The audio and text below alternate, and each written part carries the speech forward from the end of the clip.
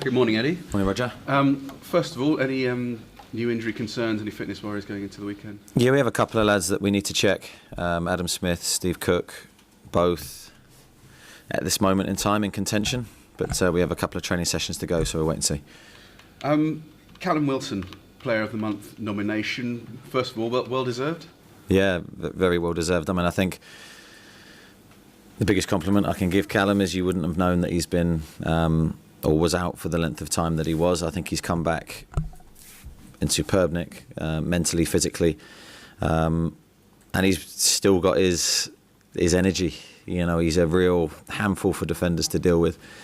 He's an inspiration for us, you know, in terms of the team. Looking at him working, setting the example for the others to follow. So I've been really, really pleased with him. Is he a different player after his injuries at all? Have you noticed anything different about his game?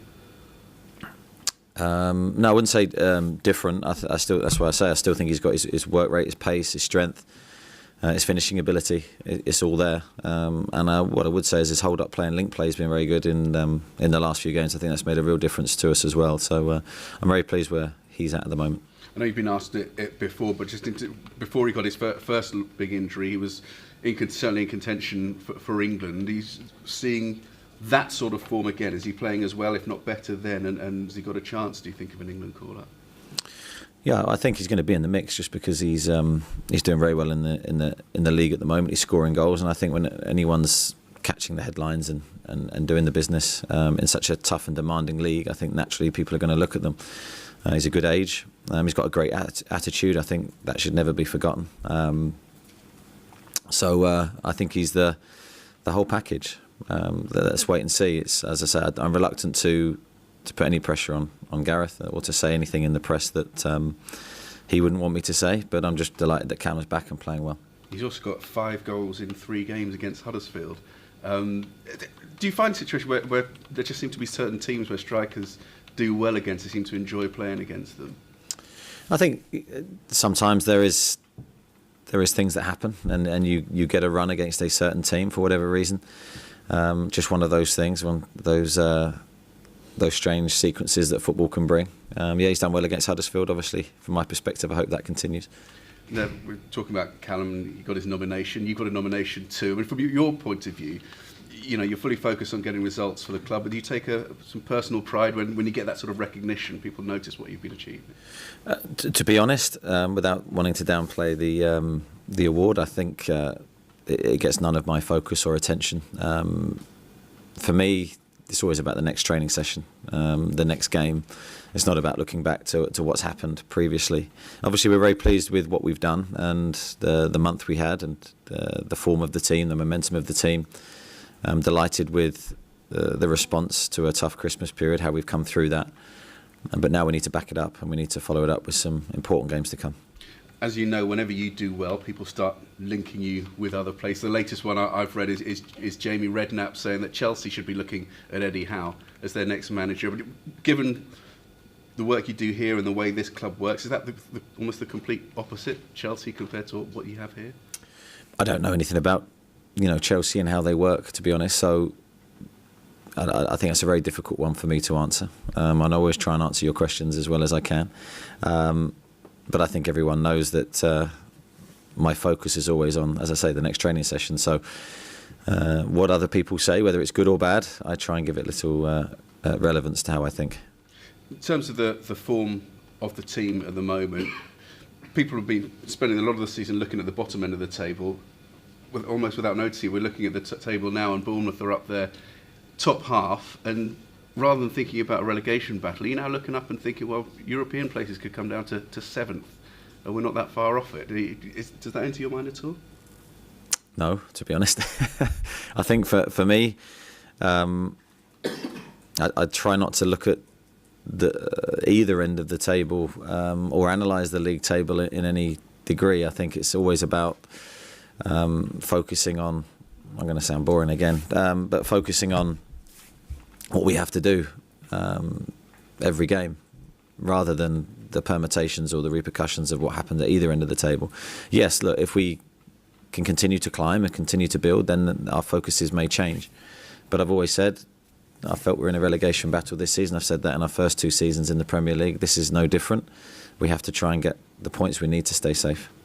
Speaking to Roy Hodgson at Crystal Palace yesterday, and he was saying the key could be for all those teams that consider themselves in a relegation battle, just putting a couple of wins back to back together. You've managed to do that now, having had a period earlier in the season when you couldn't find a win for 7, 8 games. What's different now, and what's key to getting that run of results that you've managed to do?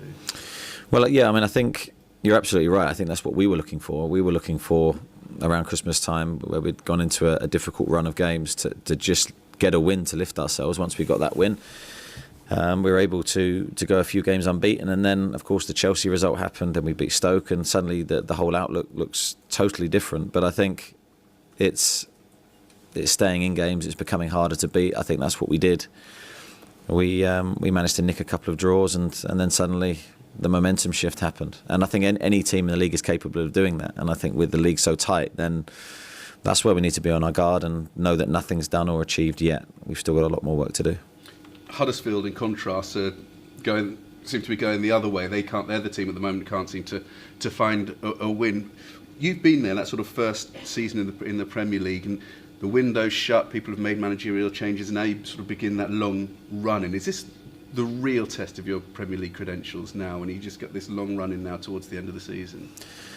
I think knowing the Premier League, I think every phase of the season is a real test. I don't think there's any let-up in this league. It's incredibly tight, it's incredibly difficult, and you have to try, and that's what I said earlier, you have to try and get points. Sometimes when you're not playing well, I think that's one of the key things. In our first season in the Premier League, it was very, very tough. And the second's the same, and the third's the same. But you do go, and you can have runs where you don't win and don't pick up points, and it can look pretty bleak. But that's where your mental strength of your squad, of yourself, is tested, and that's where you need to be very strong. Just finally from me, an interview with Harry Arter this week, where he was saying that if he's continuing to not get as many games as he'd like, he'd have to take a decision perhaps in the summer. Is that difficult for you? You've got the whole harsh realities of having to pick your team, but you've been through so much with Harry, and does it enter your head that this might be something that's coming to an end?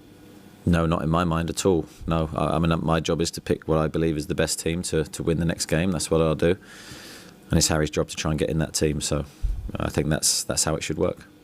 And he's still a role to play, certainly between now and the end of the season. Is in your plan? Well, Harry signed a 4-year contract in the summer. I think that showed our faith in the player and what we think of him. So from my perspective, that contract runs for 4 years. Eddie, you talked about the team going through a difficult period in the festive season. What was it that's changed their mentality to get you back on this good form at the moment? Well, I just think confidence is such a huge thing, can never be underestimated. I think we had a really tough run of fixtures. I don't think that can be ignored just before Christmas, and they were tough games for us, but we managed to come through that period intact mentally, and then with every game that we've gone unbeaten, I think the confidence levels have gone up to a point then when we were able to beat Chelsea and Stoke, and now we sit here preparing for what will be another tough game against Huddersfield.